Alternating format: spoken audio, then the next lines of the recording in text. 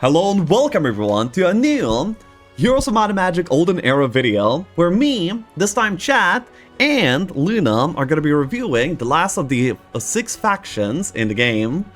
And yeah, SCHISM is a very unique faction that has Communion as the special skill. I'm going to be walking through what Communion does, I'm going to be walking through like most of the heroes, and I'm going to be telling you the favorite picks on what formats you should pick them in order so, yeah, just so you can have like a better understanding of what to do, when, and why. So, yeah, as usual, we're just going to be jumping into it, and we're going to be going over all of the heroes that the faction has. And, honestly, I'm a little bit less aware of which heroes are going to be like the super standouts. Well, actually, I know the super standouts, but like in some of the heroes in the middle, I might be missing. So Chad is going to be like filling me in on like what's like the nuts here. I did have like some recently very good Schism games, so I feel like I'm ready to go over this one as well. So yeah, let's get going. First up is we have Nihil, or Nihil, I don't even know how it's pronounced. However, she is the logistics specialist for the faction, and she's a really great hero. But only for like a few formats. I would basically pick her only for Sprint, or maybe if like all of the good heroes were banned for something like Exodus or Harmony, I would probably not really touch her for like most of the other formats. She starts off with logistics, which is, yeah, basically like a very sprinty type of skill. You need like heroes that usually like give you like a little bit more fighting power, and she doesn't really do that, so the template has to provide it instead, hence the sprint. Next up is we have Blackhorn. This is a sorcery specialist, however, it's mind hero with sorcery specialty, so this hero doesn't really like make a lot of sense. There's like some magic playstyles for Grove, okay? But that's because the secondary skill for Grove, the Murmuring, and also the units provide you with like a lot of power, a lot of mana, so Grove gets to get away with playing Mind Heroes as a mage. Schism, as far as I'm aware, does not really have like any such mechanic, so this like sorcery spec warrior is like a no-go, kind of a pass. Next up is we have Matastala the White, and she is the tactics specialist. The only tactics guy that ends up seeing like any play in Olden Era so far is going to be the Inferno dude. That's because the Inferno can really get wrecked by AI, so like seeing where the units are can let you like, you know, plan quite a bit better.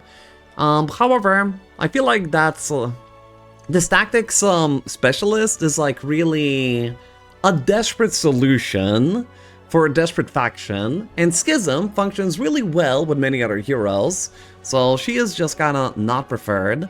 The initiative that she gets for the units is nice, however it doesn't come online early enough at all. At level 6 you get 1 initiative, at level 12 2, it's just too late, not fast enough, so yeah, she's not usually played at all. I haven't seen her in a single game. Next up is we have Yanhei. He is a cultist specialist, and like many of like the long reach, low tier units, he is not really like preferred. Cultists feel really awkward to play. Basically, the way that the game is designed right now is that long reach is seen by the game as like a really powerful ability. So, you know, if you have like a shooter stack, they're usually going to be like really slow, they're going to be like lower on the initiative, they're going to be lower on the speed. However, it doesn't really matter because they can shoot.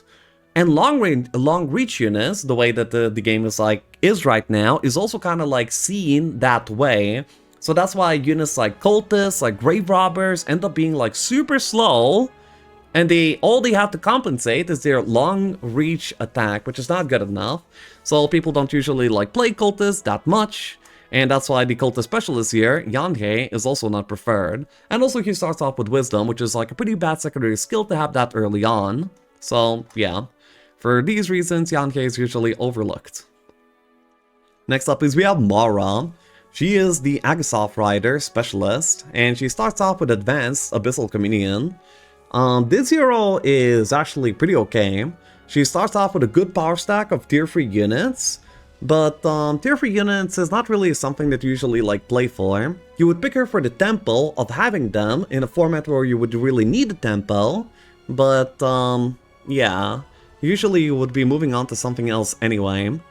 Because, yeah, you really prefer like the tier 1 shooters on this faction, you prefer the tier 4 units that you can demon farm, maybe you even go like into higher tier units, but these tier 3s, they are literally just like meat for to spawn more of the other type of units. So, there we go. I don't really like her, but she can be played. I can see a world where I maybe would desperately try her out. Next up is we have the Iron Master. Concubus growth in cities, you know, concubine specialty, all the way. Pretty cool specialty, as concubines are really good units. Shooters usually suffer from like some downsides, such as, you know, like you get blocked, and then, you know, like if your entire power stack cannot function, then it's like kind of rough. Concubines end up not having that problem because they are nimble. That means that they can shoot even when something is adjacent to them. So that's like kind of a thumbs up. However, the Iron Master starts off with like a really bad skill in the form of resistance. So resistance will not do anything for you for like quite a while. So because of that reason, there's usually going to be better heroes for you to pick. And also 2 to 3 concubines at the cost of both your tier 2 stack and the tier 3 stack is also like a pretty big price to pay. So yeah, no. Next up is we have Walka, who specializes in primal spells. Once again, we have like a hero that specializes in spellcasting, despite starting off the game with 1 knowledge, with her secondary skill not supporting any casting either. This hero just doesn't really like make a lot of sense to me, and I don't think it makes a lot of sense to other people either. Maybe if you accidentally picked her into like a primal mage of another primal mage like Solmir, then, you know, then maybe there would be like something to deal. Otherwise, yeah, it's not a very good hero. Next up is we have Changeling Urgo. Yeah, from chat somebody saying, is logistics not the best? Tempo is everything. You must have the final battle by 1 and 7 or at worst 1 to 1. Yes. However, your mobility around the map in Olden era is more usually defined by your second winds, by your dimension doors, and your ability to take fights using those abilities. Logistics ends up being an extra luxury on top of everything else that that I've already mentioned. And getting those other things up and running is way more important than just having the logistics skill. So yeah, next up is we have Changeling Urgo. So she is a Summon Avatar Specialist. Its summoned avatar gains a barrier at the start of its turn that blocks 1 instance of damage. When casting Summon Avatar, its effective spell power is increased by 1 per 3 hero levels. Now this is also like a little bit of a castery vibe mind hero for Schism. However, this one actually does make quite a bit more sense. Because the power... Yeah, basically when Schism heroes, when leveling up, tend to gain quite a bit of power. They also have a law that will give them power. And also when leveling up, you're also going to be giving your avatar more power as well. So on Urgo, it's actually quite a bit easier to stack up enough power in order to have the avatar be properly functioning. And if you have a functioning avatar, you probably should already know like how strong that is going to be. That's why Changeling Urgo is a pretty good hero. The barrier is like kinda nice too. You can take retaliations without the avatar immediately imploding in the early phases of the game.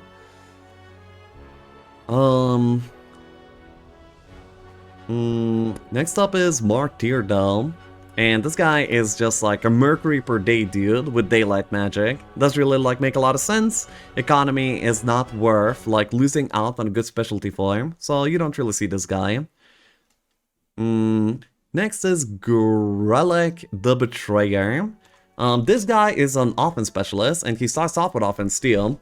Now, I've recently learned just how big of a deal in this game having a basic offense at the beginning of the game is, okay?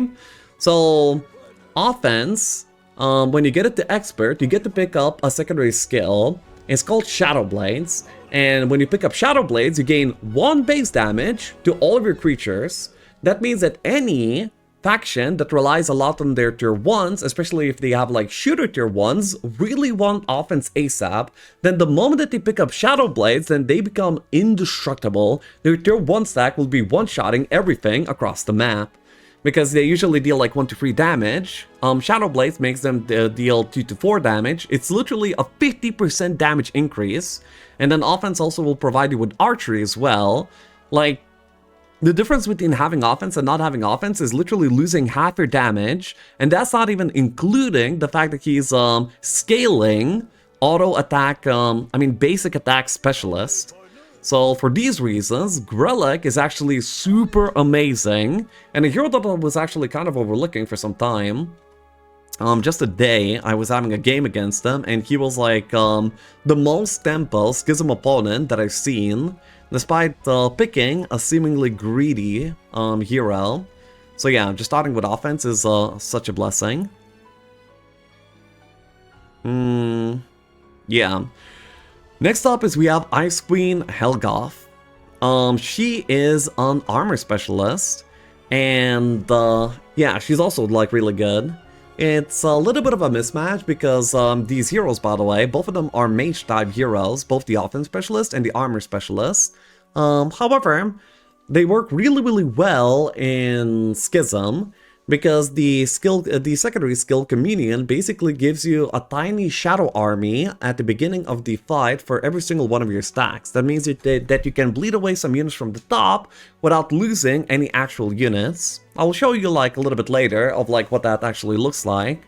But yeah, having that extra units to bleed and then actually taking like very little damage, Ice Queen is gonna be feeling very oppressive very early on, especially if you find the avatar as well. Just great hero. Next up is we have Quinry. He's the tier 1 specialist. He would actually maybe be a decent hero for some occasions where you can like really tempo, you know, like Onkos. However, unlike Onkos, who starts off with offense, which is like a giga, you know, tempo skill that will make your your tier 1 units one-shot everything. Instead, this guy has recruitment, making him completely obsolete and not interesting. Next up is we have the Eye Collective. This one I really like. This hero does so many things, and he does it like super well. So first of all, he is a Grand Shoth specialist. Grand Shoths are amazing units because you can demon farm them.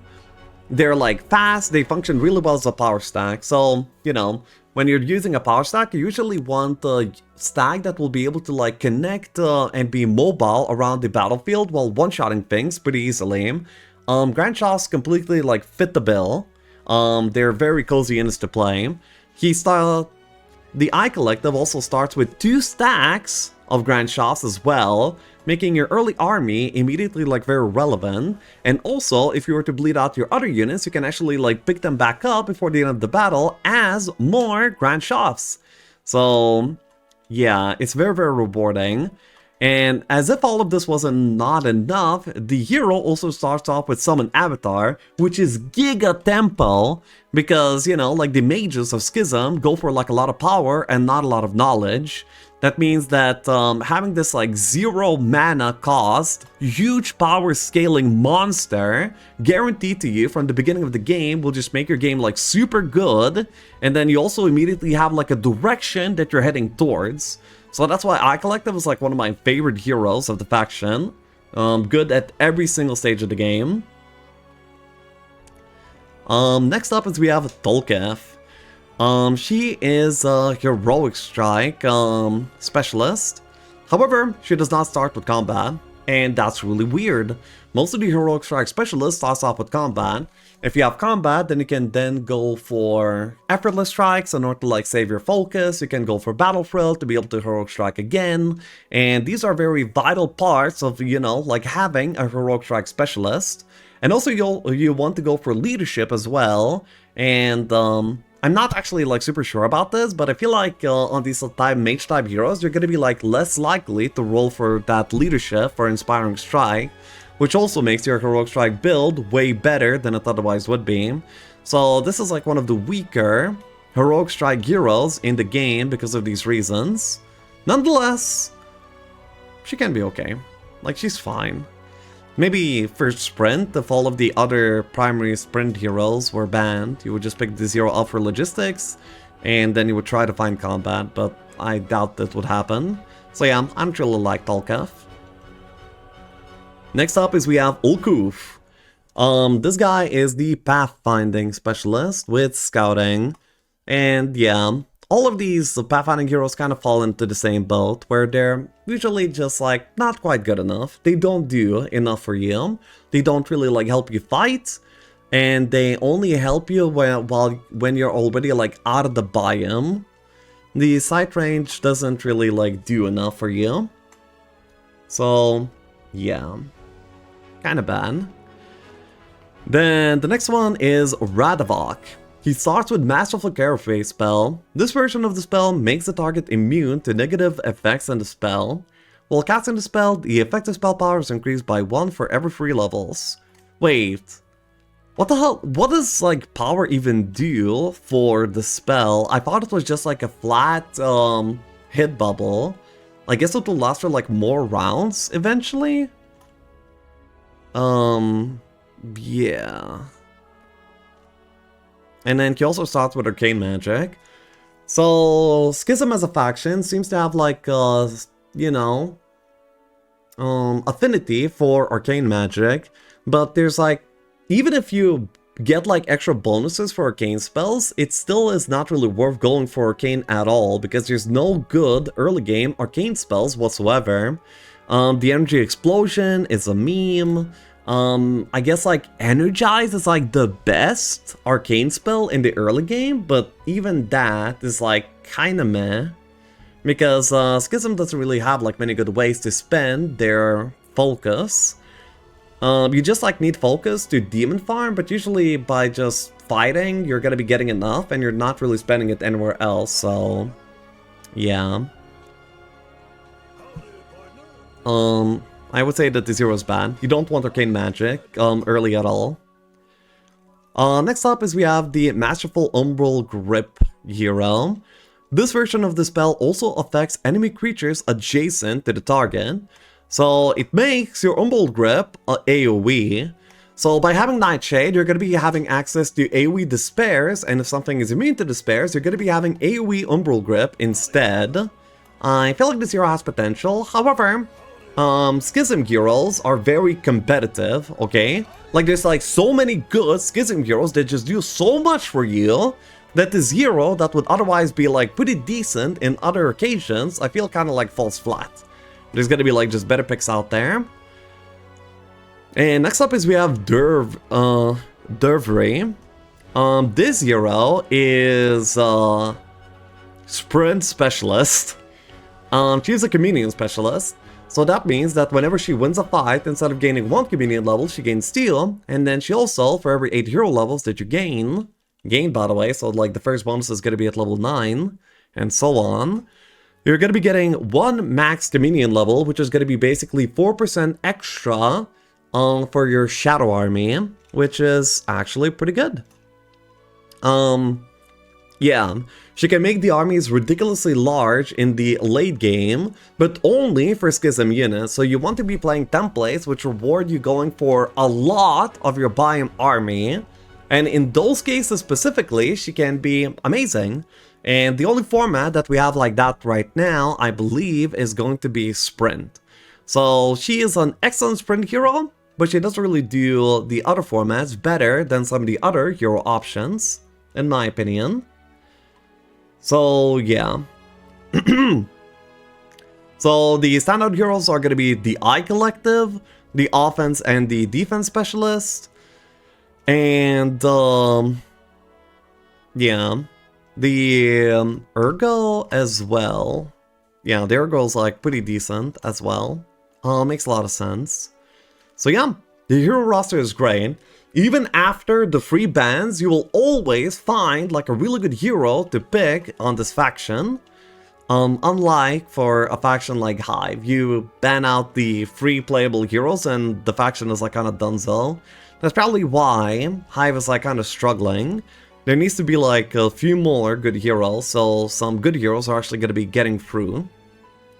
So we're going to be picking up Divry, and we're going to be just going into a game where I will show off the Communion, how it works, and I will also show off all of the units and laws as well. Which heroes are banned as I've done? That is going to be, well, it's a Schism video, but ban the Reaver Specialist, the Wormhole guy, and the Offense Specialist.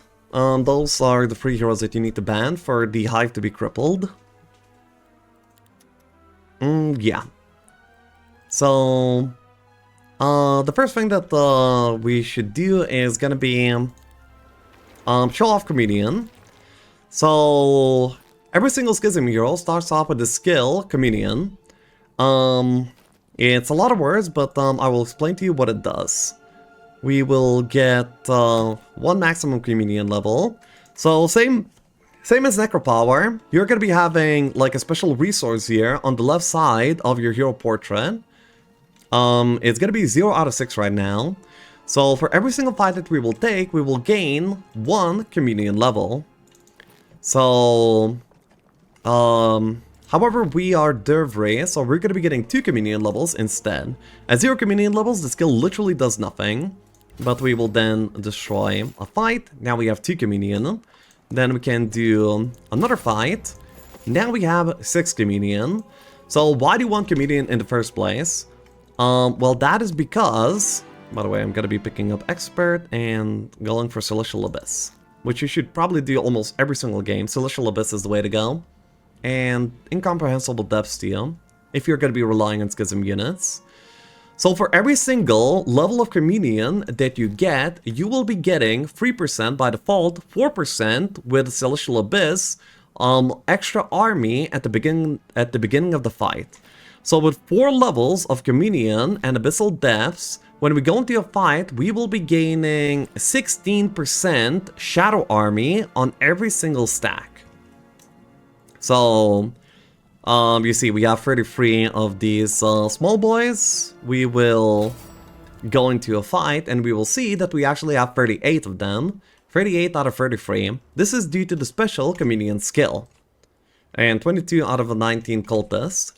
The amazing part about this is the fact that we can bleed the units from the top of the stack and still not lose any units in the fights. That means that they get like units that they can bleed out every single fight. So it's actually like a pretty easy faction to play when you get it rolling. So yeah, it's a very nice playstyle on this faction in the later stages. You see, like we lost some units, but we end the fight, we actually lose nothing. Amazing. So at a certain stage of the game, Schism is just going to be rolling with auto combat through every single fight without having like any issues whatsoever. It's actually like a really satisfying skill. The biggest mistake is of course investing too much into it whenever you're going to be playing formats where you will be getting non-Schism units, because it only affects Schism army. A very important distinction. Yeah. Then let's go over the units. The basic Rashath is a tier 1, and these guys are your gremlins if you play Hero Stream. So what you do with gremlins is you make them master gremlins so they can shoot.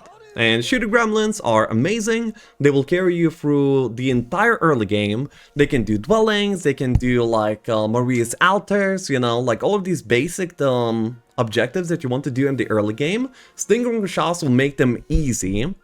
And because you have Comedian, even if you're facing shooters, you will usually not be bleeding them out, which is really, really good. They also have the special ability to raise more Rashaths off of corpses. So like let's say your cultist ended up dying tanking for you, well, you can actually pick them back up at the ending of the fight by just using this ability. The math is going to be like pretty complicated, and there's like a million modifiers that you get throughout the game that actually influence this as well. But basically you click this on a big stack corpse and you get more of that unit, okay? That's as far as I understand it right now, and honestly, you don't need to understand it more either. That is good enough. The other upgrade for Roshav is going to be the Ferocious one. These guys have the cone attack, making them be able to attack 3 stacks at a time. However, they lack the speed to function as a power stack, so they don't really... yeah, they kind of suck. Next up is we have the Cultist. So, yeah, I told you about the long reach attackers. They basically... I think the developers were really worried that the long reach attackers are going to be like a menace upon the game and will destroy everything and everyone. And long reach attack is like a really good type of attack. You get to just attack without retaliation from a little bit of a distance. However, without any initiative and speed, you're not really going to be able to ever walk up to anything in order to like use this ability effectively, making them pretty useless. So usually they're just like meat shields for your actual power stack, which is going to be Roshav's. And they're also meat for the sake of summoning rights as well. Their special ability is just to apply a damage over time effect, which is annoying when you're facing them out in the wild. You should be wary of giving them too much focus. But yeah, this is not really something that you should be using a lot of. Unless you have like leftover focus points, I guess. They can be upgraded to the Binder that gain 1 more initiative and speed, making them like somewhat palatable, but still, they will not really function as a power stack, so going for this upgrade in the first place is kind of weird. They have the Abyssal Tendril, which is going to be dealing half of the attack's damage as pure damage to target enemy creature, and removes 1 of their counter-strike charges. A little bit too niche to like try and use that often. Not to mention you need to like upgrade this otherwise unworthy unit in order to get access to it as well. The other upgrade is going to be Vatari. This guy can have like this big AoE, scary looking attack that deals 0 damage onto the opponents. All targets' initiative reduced by 1 until the end of the round. Yeah, it's not really that great in my opinion. They just don't really like do enough, and they're too slow in order to function. Yep. So next up is we have Agrashov Riders. Once again, a very meat shieldy type of unit in the faction. The big selling point for these guys is the fact that they get a lot of initiative and a lot of speed, especially when you upgrade them too. So they are going to be like your excellent range range blockers. They're just going to be like there around your stinging Rashavs, just doing a little bit of work. They have like a pretty cool ability which attacks with pure damage. The good thing about this ability is the fact that this does not end your turn, so you can basically have a double turn if you spend a little bit of focus on Agrashov Riders, making them feel pretty good units to pilot actually. However, they're just generally not strong enough to be used as a power stack, so eventually you will bleed them out and transform them into other units using the summoning rights. If you upgrade them to Agrashov Tamer, they become super fast, very good. They also have this Piercing Cold ability. Each attack or counterattack applies negative effect that makes the target take 50% more damage. So if you have any damaging spells, you're going to be able to like use a 1 stack in order to apply the Piercing Cold in order to deal quite a bit more damage. It's pretty good. Oh yeah, and they also have the Plow Through, which is going to be reducing the terrain penalty. So you usually want at least one of these guys on your hero as soon as you're going to be out of snow. So yeah, that is what's up. Then the other upgrade is going to be Agrashov Maffa. They gain quite a bit less speed. Instead, each attack and counter-attack deals to a plus 20 pure damage, which can be pretty intimidating whenever you're going to be like fighting them out in the wild, but yeah, it also functions well on 1 stacks, but it's not a very impactful ability. It's only impactful whenever you like start ignoring it, and then, like some BS that you don't expect happens. But yeah, otherwise not too interesting. They also have the Icy Spikes, which makes an additional attack. And this time, instead of just hitting 1 unit, it's gonna be like an AoE attack. And it also does not end the turn, so they can move again. So honestly, pretty cool units, but in the way that the faction ends up playing out properly, these guys are just gonna be meat. Most often. So yeah. Next up is we have like the first big late game power stack candidate, and that is the Grand Shoof. These guys have generate extra focus, but you don't really care about that. What you care is the fact that this is just like a solid unit that is like really fast, has very solid stats, and is very plentifully available and easy to build. All of these things make them a great power stack, and the most interesting part is that they have the summoning right. Summoning right means that you're going to be able to turn corpses of your other friendly units into more grand shafts. So, you know, your Agashas riders meet their end, you know, like you bled all of them out. Well, you can pick them back up at the end of the fight as extra grand shoofs. And being able to like centralize your power stacks in Heroes 3 is like one of the most powerful abilities in the entire game. And yeah, these guys are able to do it. These are the demons of Olden era, and they're amazing because they're actually like way faster than demons and way more versatile. So yeah, they have like 2 upgrades. If you're just gonna be like a very brawly type of guy, then Unspeakable Shaft is gonna be the one for you. They gain double attack, they gain even more speed. Very cool units. And if you're going to be like more of a mage, maybe even an arcane mage, then you're probably going to be wanting to do Unthinkable Shafts. In which case, you're probably going to be energizing Black Ice Shard attacks. This ability becomes really good and gives you a lot of damage in the cases where you have less attack than your opponent has defense, as it turns your attack into pure damage. However, most usually you're going to be going for like a lot of attack yourself, and if you're winning the game, you're going to be having like more attack, so this ability becomes pretty relevant. In those cases, the Unspeakable Shaft is going to be better, in my opinion. So yeah, all of them have their individual summoning rights, summoning their upgrade type of units. Yep. So yeah, amazing unit. Next up is we have the Concubus. Concubus, much like the tier 4 shooter, whose names I cannot even remember anymore for Grove, are basically like much of a filler unit. Sometimes you will play these units just because you get like a bunch of them from boxes, but they're not usually a unit that you're going to be trying to like power stack manually. Just because they, I don't know, their build path is like a little bit awkward. These units also, yeah, I don't know, something is up here.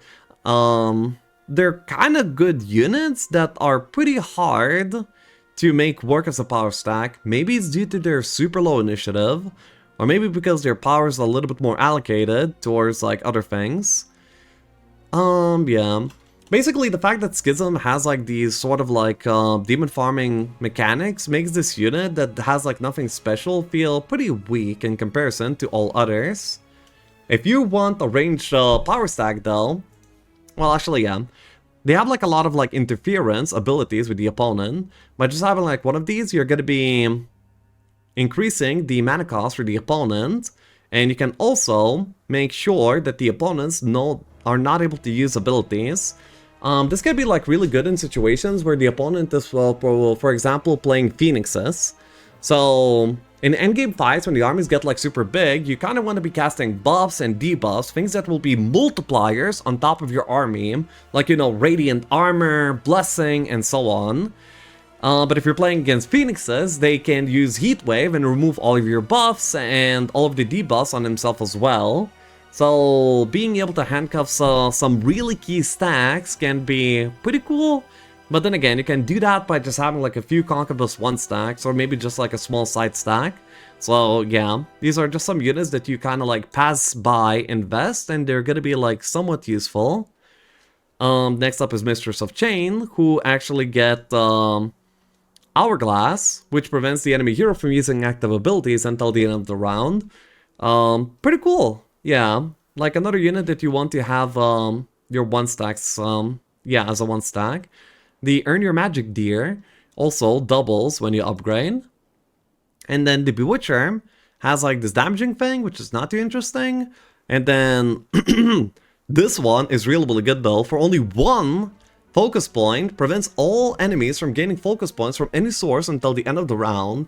Now this one is pretty toxic. I used it first time today, and it's kind of ridiculous that this exists.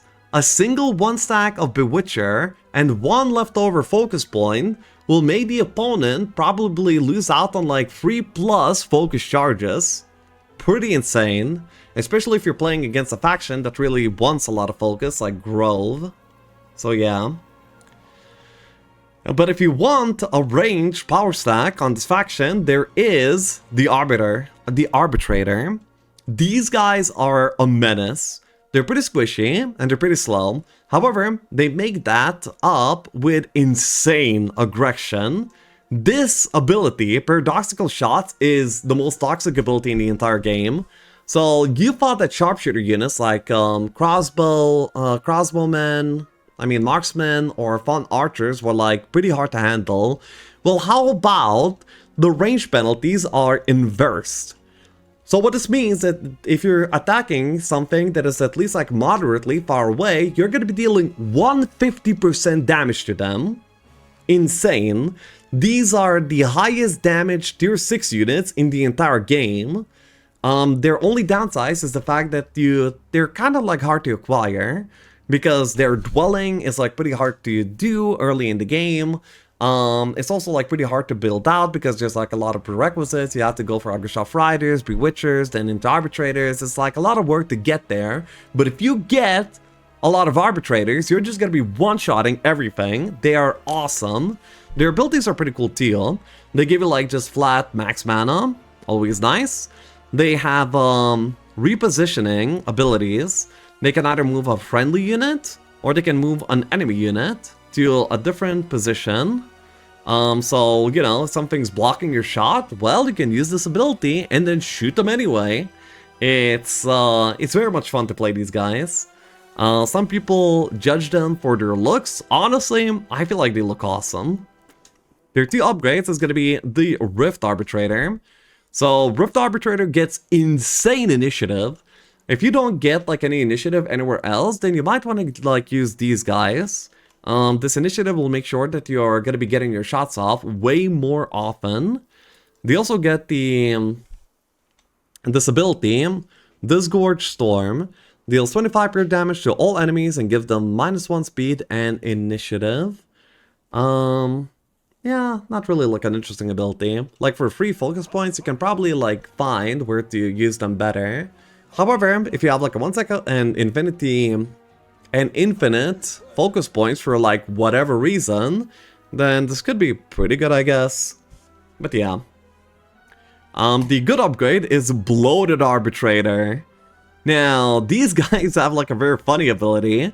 A Frozen Pages prevents the enemy hero from using Spellbook until the end of the round. This effect does not stack. I'm not really sure what stack means. I guess like stack up in turns, where you could like get them to not be using the book for like 3 turns. That would be pretty toxic. Yeah, so they also like function better as a power stat because they gain like more stats and more damage, and their initiative is like still very respectable. They also get Slimy Touch, which means attacks deal 4 times the amount of units pure damage and lower the target speed and initiative by 1 until the end of the round. So yeah, they also like CCing things as well, a little bit. And of course they still get Power of the Abyss, which is going to be giving you mana. And you can also make any 2 creatures switch places as long as they are within 8 hexes of one another. Yeah, Arbitrator's repositioning spells are... yeah, they can be like very oppressive and hard to play against. It's also like a lot of fun to use whenever you're the one piloting them. So yeah, one of the strongest tier 6 units in the game. And it's a fat man in a chair. Hell yeah.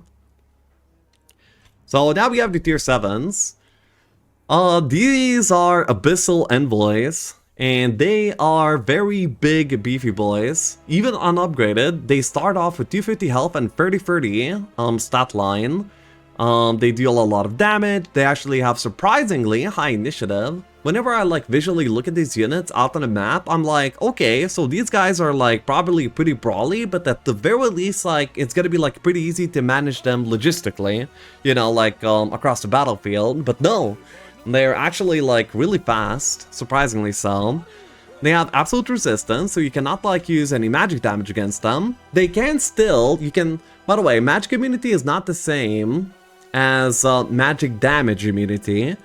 It still means that you can like this crowd control them, debuff them, you know, like a natural calm to remove 30% of their damage, web them so they're gonna be like a lot slower. All of that still applies. And just like whatever deals magic damage will not do anything against them. That's all it means. Which is quite a bit weaker, but actually can be stronger too because you can actually buff yourself. So yeah. These guys also have summoning right. That means that off of corpses you can actually spawn additional abyssal envoys. So you can demon farm your tier 7, which can be really, really good. But by that point you're going to be needing to do like a lot of math of how many units you need to get in order to spawn an additional envoy. Because you don't really want to spawn 1.9 envoys and have it be ending up as like 1 envoy. These mathematical difficulties is kind of like the reason why I never really like tried demon farming these guys quite yet, because I feel like I would be bleeding out a lot of value. Because like after all of the modifiers that apply to the summoning right, it's pretty hard to make sense of how much you actually need in terms of HP to summon one of these guys. So yeah. Still though, it's really cool that you get to farm these. Their special ability is one of the best or summon abilities in the game, and that is Will of the Abyss. I love this ability. Enables this creature to take 1 more turns immediately after this one. So that means you're having a double turn on your Abyssal Envoy. And, you know, it's a pretty beefy, brawly tier 7 stat that gets to move like twice in a row, guaranteed. That is awesome. Oh wait, I clicked E to pass my turn. Whatever. Yeah. They upgrade to Abyssal Overseer, which is gonna be having Area Strike. All the enemies around the target will be taking 50% of the initial attack's damage. So, yeah. Now this double taking monster, I mean, yeah, double turn taking monster is also like AoEing everything down. So, you know, like, Lord help you if you ended up, like, placing all of your units at the corner trying to protect your shooters. Like, not only will all of your shooters fall, everything around them is also gonna, like, just immediately crumble. A very toxic, very cool ability. Their other ability is compels an enemy to attack a random target. So, I guess this is, like, something that you would use if they are a 1-stack or if there's, like, a low amount of them. It seems like a good ability, but I've never really like see it used like effectively quite yet. So yeah. The last one is the yeah, they're also like super fast, and they have like 40-40 stat line. The next one is the Executor. This guy has 60 damage flat. Compared to like the 50 damage of the Overseer. They pay for that, you know, by having like less stats, attack and defense. It's really hard to make up, I mean, yeah, to figure out whether the math is gonna be like favorable in terms of stats between the Overseer and the Executor. I haven't wrapped my head around it. Basically, whenever I don't have a way to make my units deal maximum damage. So, unfortunately, the video got interrupted a tiny bit, so now we ended up losing chat. Womp womp. So, we already went through the units that the faction holds. Hopefully you heard like most of the Abyssal Executor stuff. So, the last thing to look out for, yeah, to look through is gonna be the laws. So, the laws for Schism are actually like really good. Probably one of my favorites out of laws in the game. Because they have a lot of basically adaptability. So first up is we have like Schism Heroes restore 10 mana, 10% mana each morning. So normally you restore 10%, then by investing just 2 points, which is like nothing, you're going to be getting 30% of your mana back every single turn. This alone makes you be able to like stay out longer than some of the other faction heroes would be able to, making this like a really good one. Next up is you can have like some extra dust, but that's like kind of whatever. And so on. Then on this side, the other thing that is good is going to be getting XP.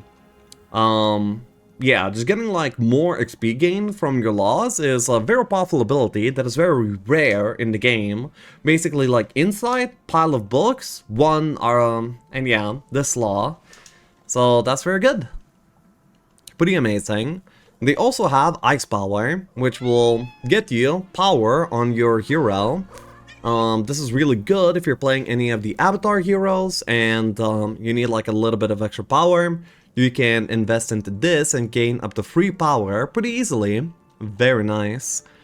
Then you also have like arcane spell levels, which is gonna be like not really any good in the early phases of the game, but later on it can actually be like pretty awesome when you're gonna be able to cast Dorius' Tide, Black Hole, these big spells. You know, they're gonna be better because you're playing Schism.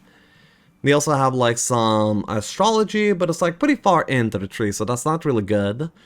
And they also have survival conditions. Now, at first, I misread survival conditions and I thought it was basically like the worst law in the entire game. But then later, I realized that it's actually one of the best laws in the game. It is so nice to have. Your cities produce +1 wood and ore. So I thought this was like +1 wood and ore income. It's like getting 1 mine, but no. This is per town. In many of the current popular formats, you are going to be having like 5, 6 towns available to you. And then this law is going to be giving you 6 wood and ore per turn. And you can invest 2 points, so suddenly you're getting 12 wood, 12 ore per turn, making building out trivially easy when you get to this law. It's absolutely awesome to play with. Then another notable, yeah, the tier 7 laws are also pretty good. Your Schism hero starts each day with maximum communion. This is like a necessary thing for every sprint game, as the tournament, and actually in any like tournament format, because the way that the tournament matches work is that basically you both skip a turn, then a turn passes, and then on the next turn you're fighting immediately in the morning. That way you're going to be getting like your mana back. However, that's pretty bad for Schism heroes, because at the beginning of every single turn they lose half of their communion, which is actually something that I didn't mention when explaining communion, but yeah, every single turn you lose half of your communion rounded up. So that means that usually into Tourney Finalcas, you're coming in with only half of your communion, which is pretty rough. That is until you get the Abyss tiers back, which will make it so that you have like all of your communion easily every time. They also have Mind Freeze, which is going to be reducing the opponent's focus by quite a bit. If you combine it with Resistance, you're basically like tanking their focus every single beginning of the round, which could be pretty awesome, especially if you're playing against someone like Necro that's using their focus in order to like resurrect a lot. It could like remove a lot of these hindrances. And then we also have the World Dissolvers. Friendly creatures treat all terrains as native. That means they're getting like extra speed, initiative, and also bonuses from laws such as Frozen Homeland, where they get extra stats on their native terrain. They also have Ice Storms, which makes all enemies lose 1 speed and initiative. Very strong. For like a few points, you gain to like just basically get half of Dorius' Tide permanently in every fight. Amazing. The unit laws are pretty generic, you know, a little bit of growth, a little bit of stats. However, these Unfrozen Strength laws are amazing, like really, really good. They give obscene amount of stats in the late game. When the hero stats are like way bigger, it basically gives a multiplier for the stats that you're providing to your units. And the most important part is that it does not only affect your Schism units, it actually affects all of the units. So let's say you're playing like Vendetta, you're breaking into like a middle, and the middle is going to be a certain faction, let's say like Temple, so you're getting like a bunch of like Angels, Inquisitors, tier 6 units, tier 7 units.